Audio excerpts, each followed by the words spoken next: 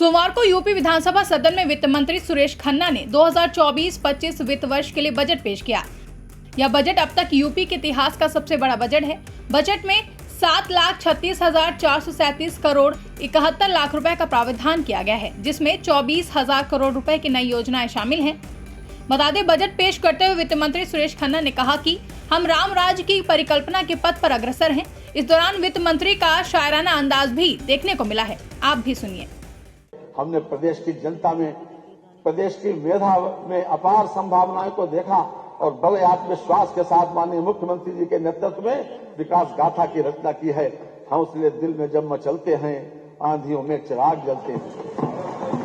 मान्यवर, जैसा मैंने प्रारंभ में कहा है कि हमारी नीतियां विशेष रूप से युवा, महिला, किसान व गरीबों के उत्थान को समर्पित हैं। मैं इस क्रम में संक्षिप्त ब्यौरा प्रस्तुत करना चाहता हूं। किसान डार्क जोन में नए निजी नलकूप कनेक्शन देने पर लगे प्रतिबंध को हटा लिया गया है। डार्क जोन में नए निजी नलकूप कनेक्शन देने पर लगे प्रतिबंध को हटा लिया गया है, जिससे लगभग 1 लाख किसानों को सीधा फायदा हुआ। बुंदेलखंड क्षेत्र में एकल रबी फसल की सिंचाई हेतु सीजनल टैरिफ का लाभ एवं अस्थायी विद्युत संयोजन की सुविधा प्रदान की गई। वर्ष 2023-24 में माह अक्टूबर 2023 तक लगभग 37 लाख किसान क्रेडिट कार्ड का वितरण कराया गया।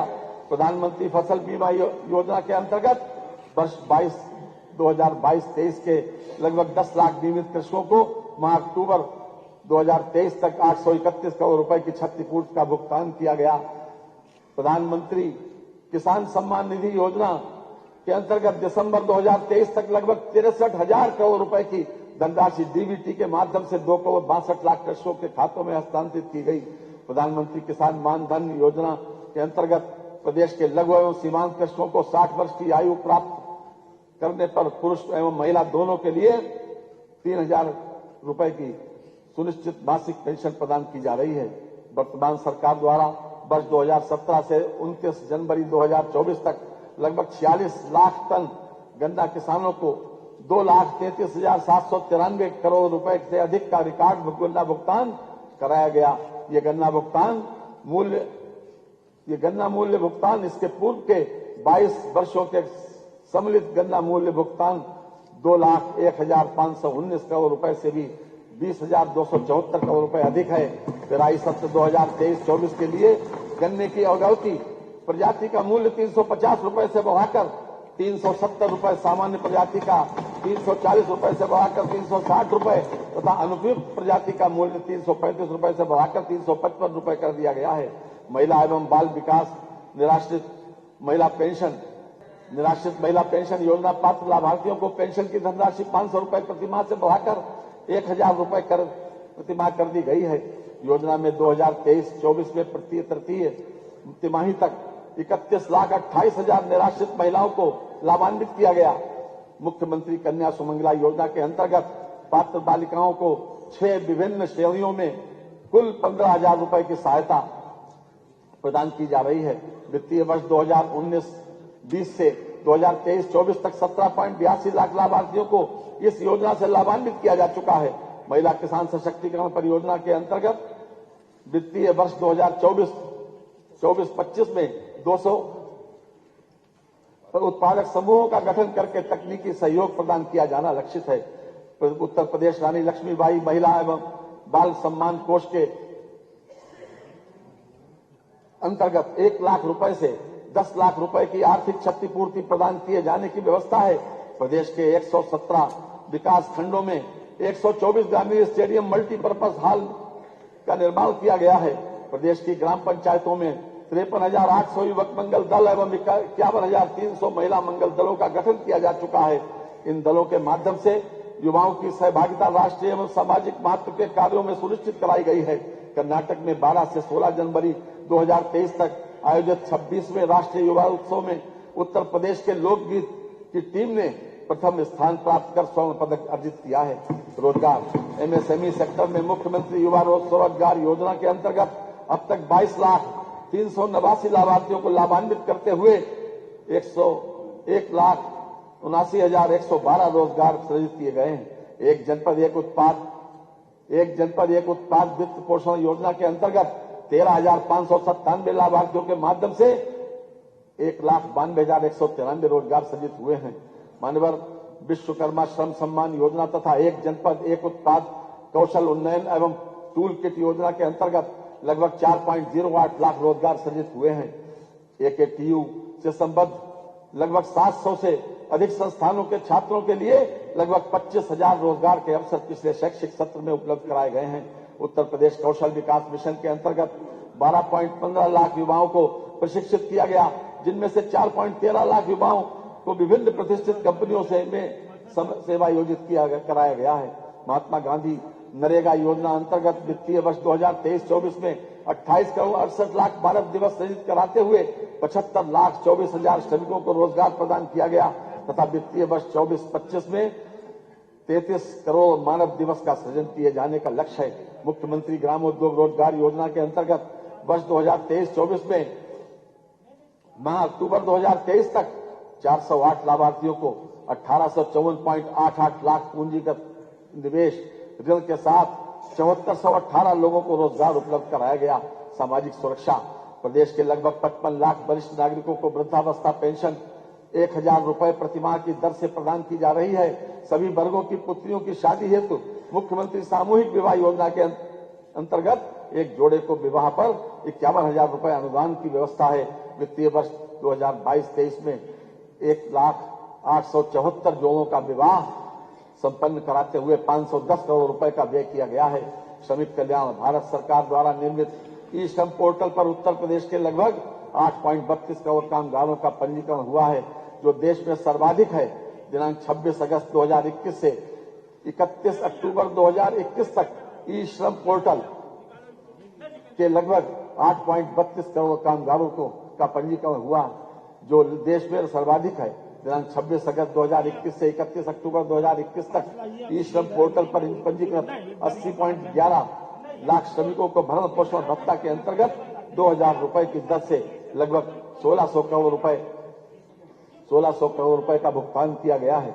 निर्माण कामगार मृत्यु विकलांगता सहायता एवं अक्षमता पेंशन योजना तथा निर्माण कामगार अंत्येष्टि सहायता योजना को एकीकृत करते हुए नई योजना निर्माण कामगार मृत्यु व दिव्यांगता सहायता योजना कर दिया गया है। समस्त योजनाओं में माह नवंबर 2023 तक 40,183 कामगारों को लाभान्वित किया गया है तथा 433 करोड़ रुपए की धनराशि व्यय की गई है।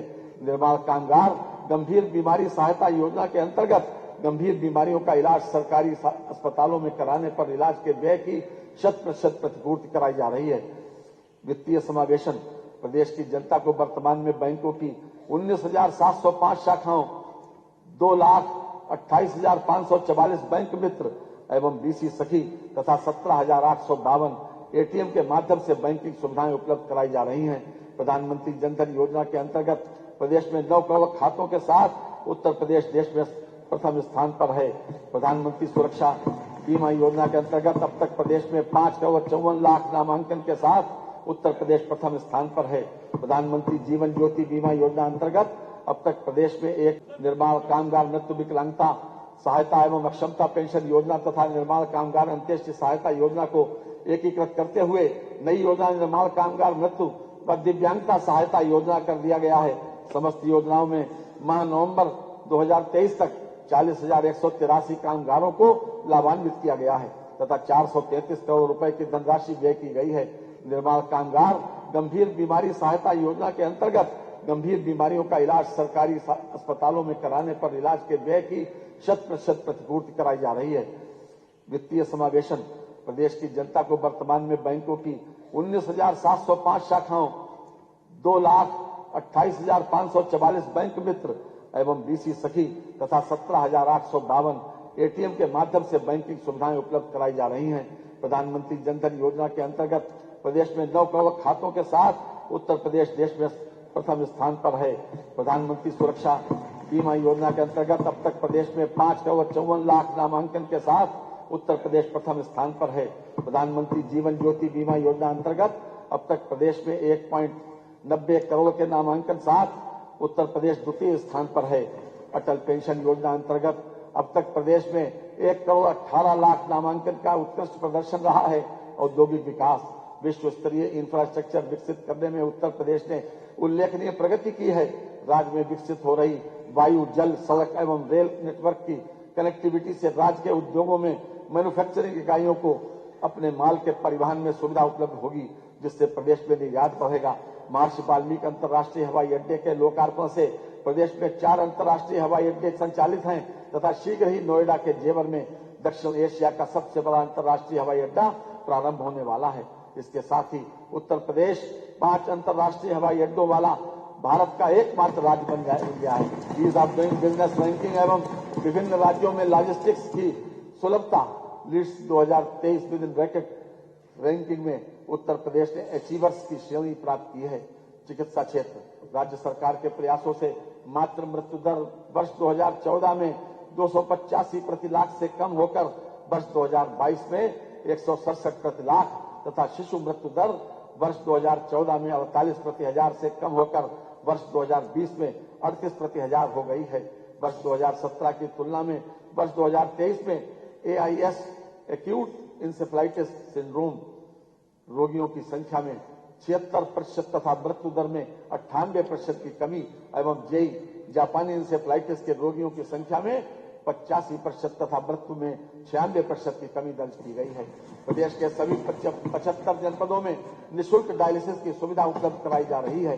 सरकारी क्षेत्र के चिकित्सा संस्थानों में MBBS की सीटों की संख्या 1840 से बढ़कर 3828 हो गई है तथा निजी क्षेत्र के संस्थानों में सीटों की संख्या 2550 से बढ़कर 5250 हो गई है। इस प्रकार कुल 9078 सीटें उपलब्ध हो गई हैं। सरकारी क्षेत्र के चिकित्सा संस्थानों में PG सीटों की संख्या 741 से बढ़कर 1543 तथा निजी क्षेत्र के संस्थानों में सीटों की संख्या 480 से बढ़कर 1775 हो गई है। इस प्रकार PG की कुल 3318 सीटें उपलब्ध हो गई हैं। आयुष्मान भारत प्रधानमंत्री जन आरोग्य योजना के अंतर्गत 4 करोड़ 86 लाख से अधिक आयुष्मान कार्ड वितरित किए गए हैं। लाभार्थी परिवारों को प्रतिवर्ष 5 लाख रुपए तक की निःशुल्क चिकित्सा सुविधा सूचीबद्ध राजकीय एवं निजी चिकित्सालयों में माध्यम से प्रदान की जा रही है। मानवर वर्ष 2007 से 2017 तक की 10 वर्ष की अवधि में मुख्यमंत्री विवेकाधीन कोष से 60,970 व्यक्तियों को चिकित्सा सहायता के रूप में 638 करोड़ 26 लाख की धनराशि स्वीकृत की गई। माननीय मुख्यमंत्री जी श्री योगी आदित्यनाथ जी के अब तक के कार्यकाल में 2017 से अद्यावधिक अर्थात 60 वर्ष से भी कम अवधि में 1,61,962 व्यक्तियों को चिकित्सा सहायता हेतु 2765 करोड़ रुपए स्वीकृत किए जा चुके हैं, जो अपने आप में एक कीर्तिमान है। माननीय मुख्यमंत्री श्री योगी आदित्यनाथ जी के नेतृत्व में जिस प्रकार प्रदेश में चिकित्सा सुविधाओं का विस्तार हुआ है और बड़ी संख्या में आयुष्मान कार्डों का वितरण किया गया है, वह अन्य राज्यों के लिए अनुकरणीय मिसाल है। मिसाल के रूप में हमारे समक्ष है। खास तौर से आम आदमी क्या सोचता है मान्यवर, इसको 4 लाइनों में व्यक्त किया गया है।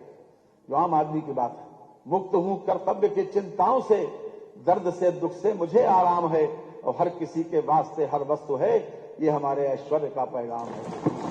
कानून व्यवस्था सरकार प्रदेशवासियों को अपराध एवं भय मुक्त वातावरण देकर राम राज्य की संकल्पना को साकार करने में पूरी तरह सफल रही है।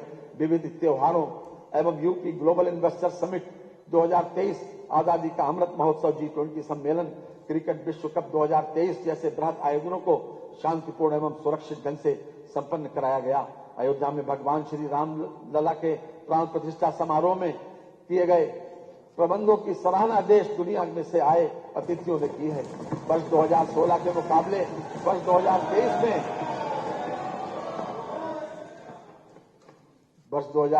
मुकाबले वर्ष 2023 में डकैती के मामलों में 87%, लूट में 76%, हत्या में 43%, बलवा में 65%, फिरौती हेतु अपहरण में 73% की कमी हुई है। ऑपरेशन त्रिनेत्र के अंतर्गत 8,54,634 CCTV कैमरों का अधिष्ठापन किया जा चुका है। अप्रैल 2017 से जनवरी 2024 तक पुलिस विभाग में विभिन्न पदों पर 1,55,830 भर्तियां तथा 1,41,866 पदोन्नतियां की गई हैं। महिलाओं तथा वरिष्ठ नागरिकों की सुरक्षा हेतु सेफ सिटी परियोजना में महत्वपूर्ण स्थलों पर सीसीटीवी कैमरों की स्थापना, इंटीग्रेशन, डार्क स्पॉट्स का चिन्हीकरण एवं लाइट्स लगाना, हॉट पॉइंट्स को चिन्हित करने पिंक बूथों की स्थापना तथा बस ऑब्लिक टैक्सियों में पैनिक बटन की व्यवस्था सुनिश्चित की जा रही है।